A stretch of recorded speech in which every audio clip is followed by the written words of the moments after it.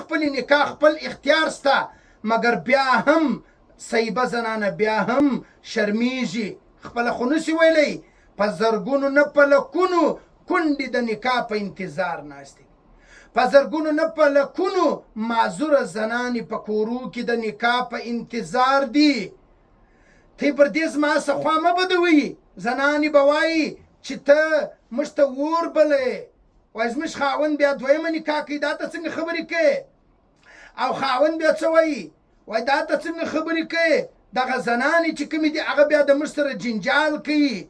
دلته زما مقصد دا نه دی، زما مقصد دا دی زه هم ای راسه زما وروره، ای خوره راسه غلط فهمیانې د منځه وباسو.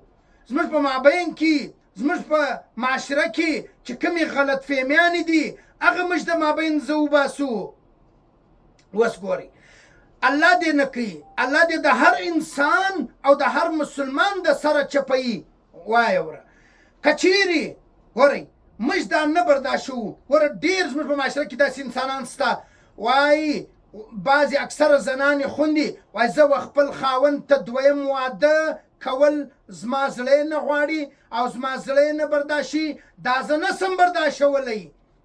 زنانې وایه د هغه زنانې ته زه وایم الله دې داسې ورځ نه راولي که چیرې یا ته کونډه سوې یا ستا خور کونډه سوله یا ستا لور کونډه سوله، دا ستا لور یا خور یا ته د نکاح په انتظار به یې که به نه؟ عده چې دې تېره سوله د نکاح په انتظار به یې که به نه؟ بیا خو به انتظار کوې چې کشکې یو نکاح راغلی وای. نن دغه رقم په زرګونو خوندې چې کومې دي هغه په انتظار دي. بله خبره واورئ، بعضې زنانې خوندې څه وایي؟ وایي بیا د زنانو غلط فهمي ده.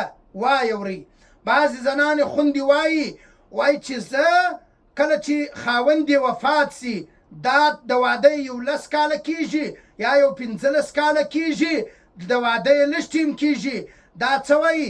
وایي زه نکاح نه کومه، وایي زه پر دې 2-3 بچیانو باندې صبر کومه. بیا ولاړې غلط فهمي وخواته. دا غلط فهمي